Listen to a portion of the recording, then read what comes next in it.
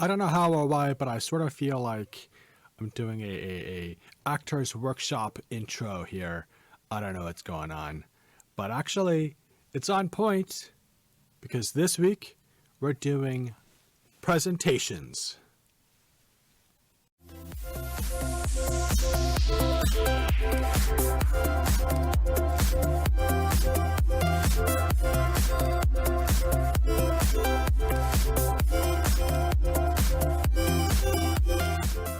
That's right. We're doing presentations. And it's the start of a new story arc in this book that we're running together, which has always been about how to more effectively communicate with our international colleagues, partners, and clients. So to kick things off, I'm just going to go over a general overview of things you need to be aware of before you do your presentations and during presentations. So why don't we get started? So the 3 points that I'm going to go over with today are going to be about organization, pacing, and pronunciation. Let's start with the very first one. Let's start with organization. Organization is very simple. You want your presentations to be predictable.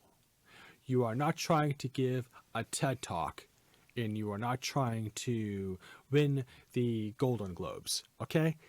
What you're trying to do is get your point across as clearly as possible if your audience is mixed or entirely filled with non-native English speakers.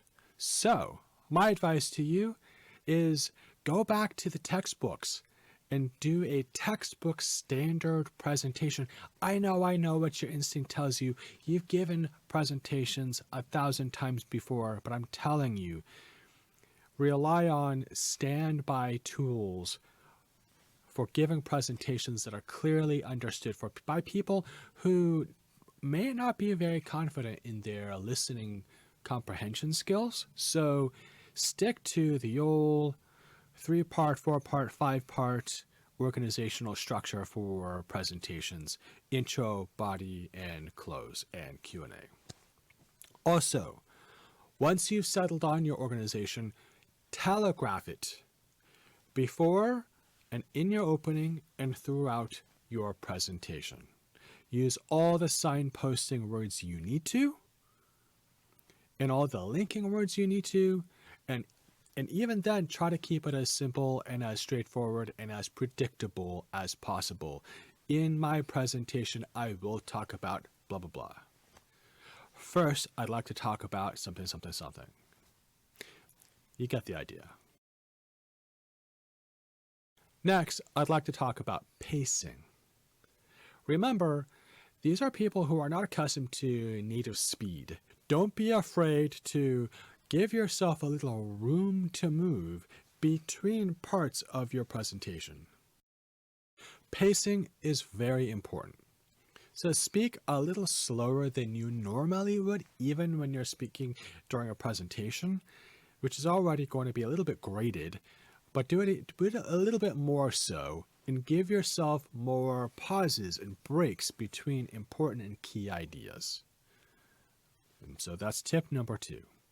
And tip number 3 is all about pronunciation.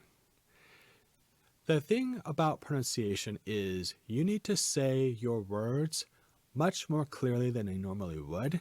But of course, you already knew this. When you're giving a presentation, you're not going to be talking as if you're having coffee with the person next to you.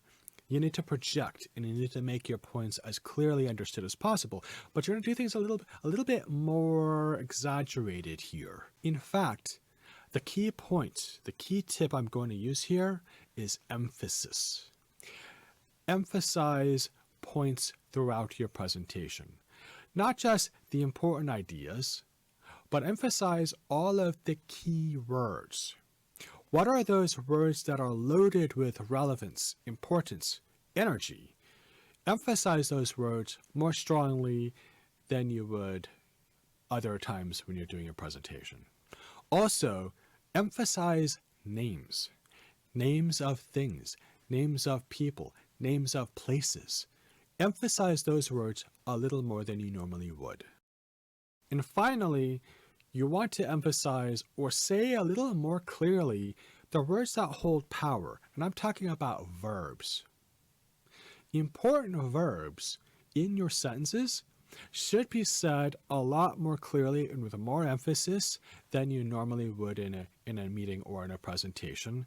And that's because that's going to add weight and energy to the things that you're going to say. And for those listeners who may not know a lot of the verbs you're using, they'll get the point that it's important. So let me give you an example of how I would break down an example sentence that I've actually used in a presentation I have given.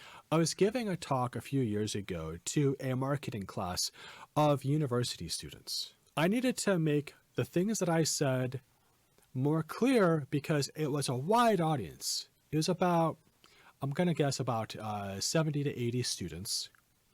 And I didn't know what their levels were. I'm sure a lot of their English was a very high level and they could follow what I was saying for the most part. But I also didn't want to gamble and just assume that everybody could follow what I was saying. So here's something that I said during my presentation. And I'm going to give you a moment to see how would you break apart and add emphasis to certain words in my statement. As you can see in the slide here, I said this. There's a few ways that you can do this. You could go directly to the power words, the key words, and emphasize those. The power of your marketing message boils down to one small trick: repetition. That's effective. That works.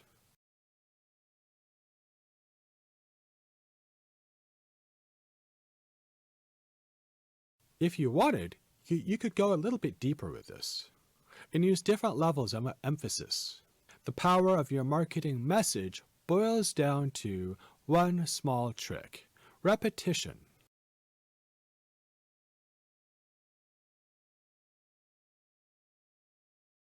Now you'll notice that I dropped emphasis on one of the words, and I added emphasis to another. But that's because I wanted to add different levels of stress to certain words, and not lose my audience with my meaning. That's going to have to do it for this episode of Boarding Pass. The topic is presentations. And if you have any suggestions or questions or comments that you want to make, my contact info is on the closing card at the end of this video. I've been Jack. Thank you very much. Bye-bye.